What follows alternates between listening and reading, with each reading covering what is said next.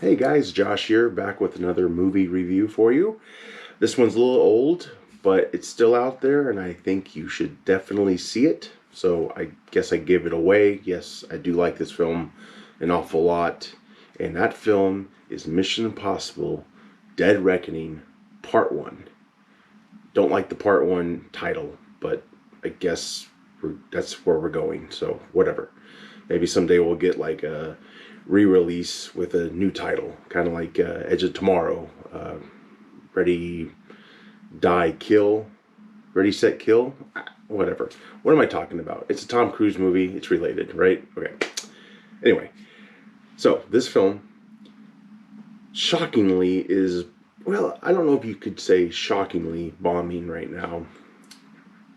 Bombing. I mean, given what was spent on it, the amount of money and so on, it was very IMAX centric in its making.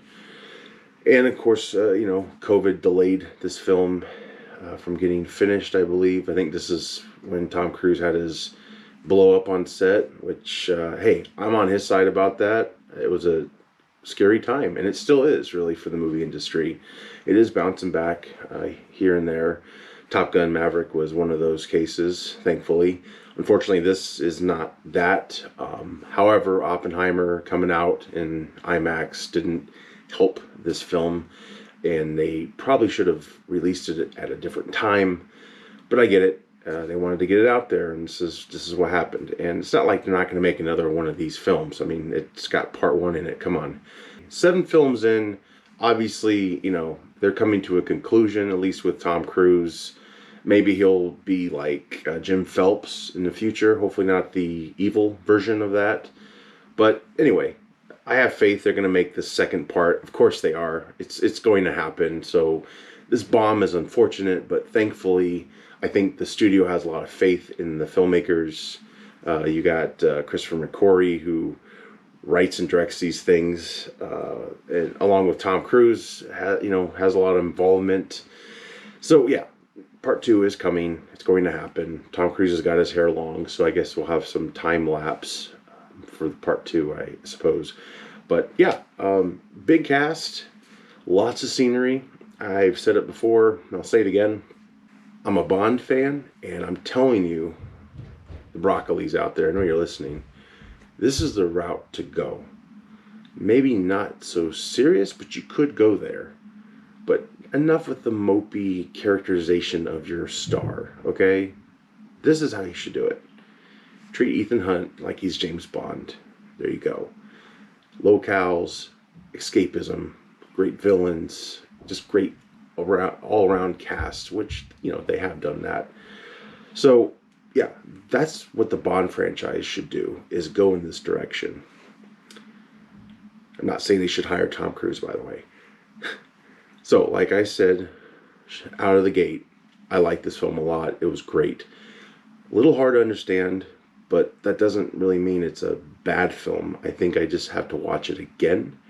But it's a popcorn film. You really could just sit back and just watch it and enjoy it, I think. Yes, you'll have questions about the AI threat and other things too. But all that aside, you're going to enjoy yourself, and it's a great ride. It's worth seeing in the theater, and there's so many out right now. That's the problem. There's so many out right now, and people rather go see the newest thing and not give this one a second viewing, or have other people go out and see it. Of course, you have the "it bombed" headlines. That doesn't help either.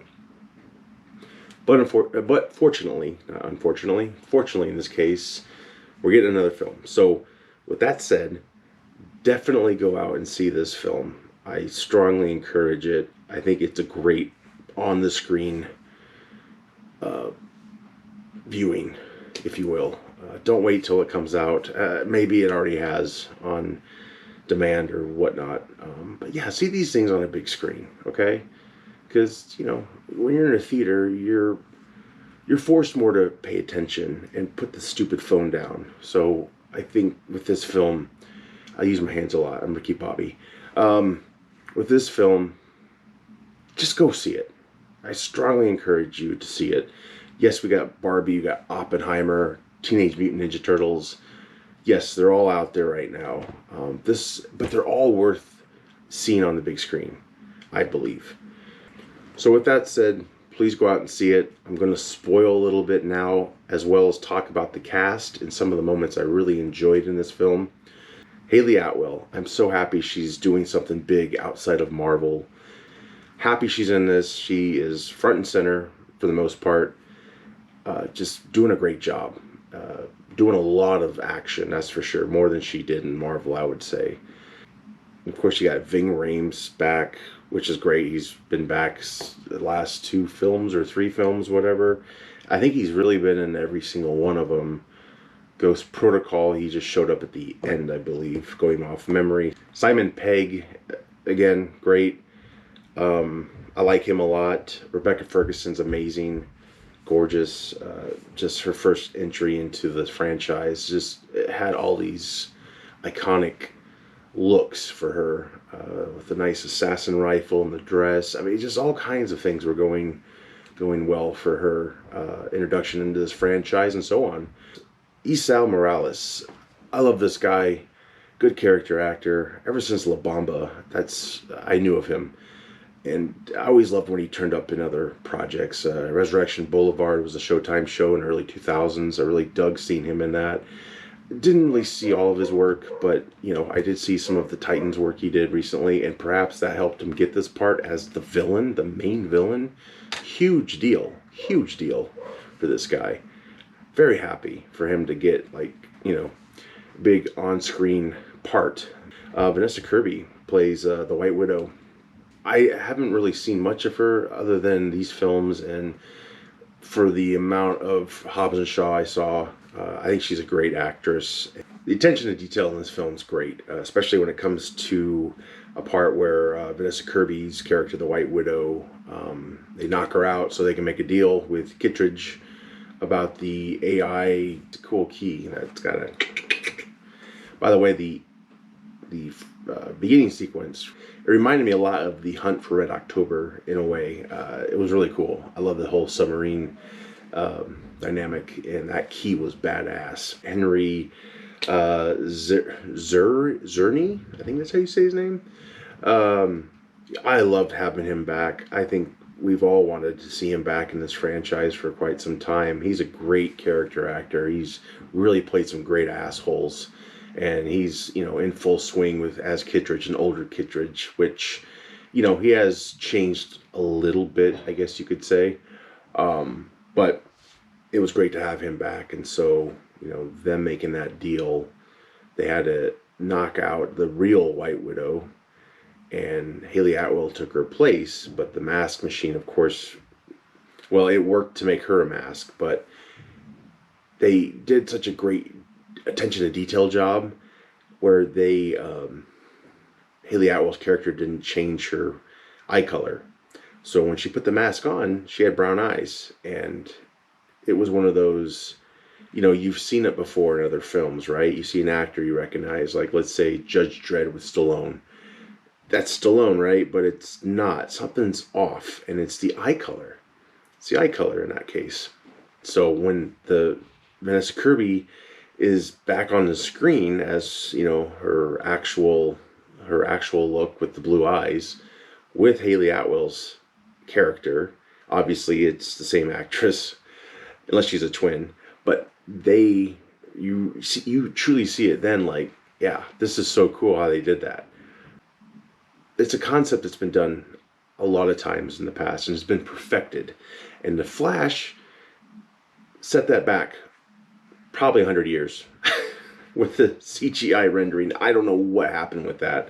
That's a side note. But yeah, you see The Flash, or you've seen it, I'm talking about. There's scenes where you're like, that's clearly another actor who they really screwed up his face CGI-wise to look like Ezra Miller. But all that aside, this movie, they did it right. The whole train sequence was crazy. Like, they actually built the locomotive and ran it off of a bridge, and it just had so much appeal to it. The train fight on top, very Skyfall-esque. But yeah, Esau Morales' character, obviously Gabriel, he'll be back for the next film, and I really hope they explore that origin tale.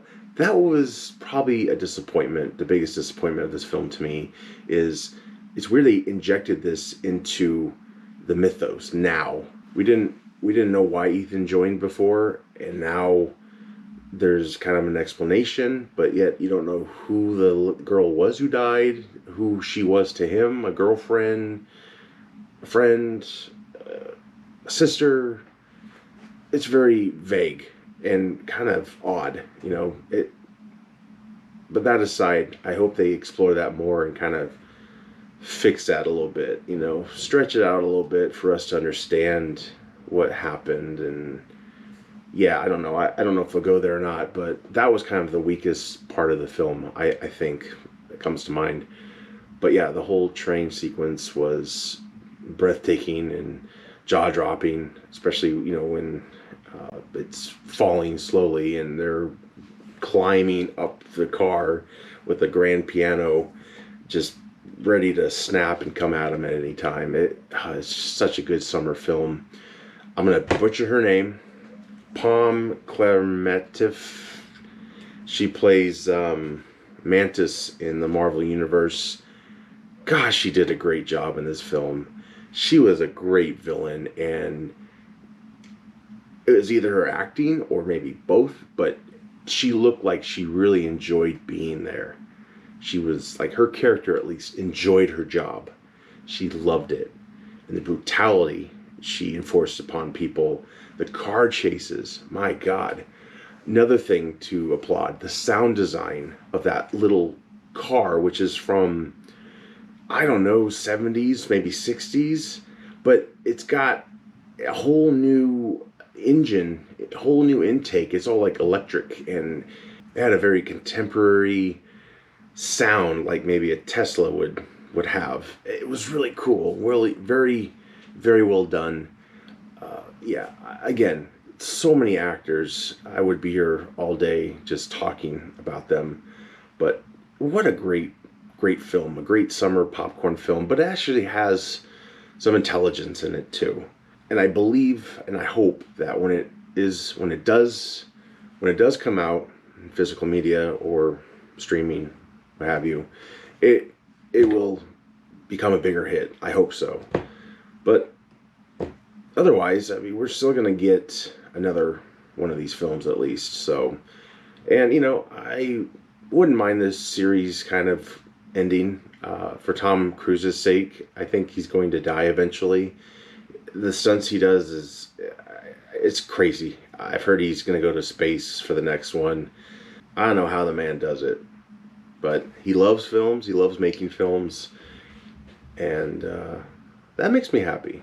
And he definitely wants you to have a great time at the theater, and he wants it to thrive. So, yeah, with that said, liked the film a lot. I really did. I wish it would have got more people out there to see it. So with that said, I'll be back soon, probably with another movie review before we record episode 207 of the Field of Geeks podcast. Please join us on YouTube. Anywhere you podcast, we're there. Also social media, Facebook, Twitter, X Xavier, whatever it's called now, so on. So with that said, I'm Josh. Hope you have a great one, and go check this out. Take care.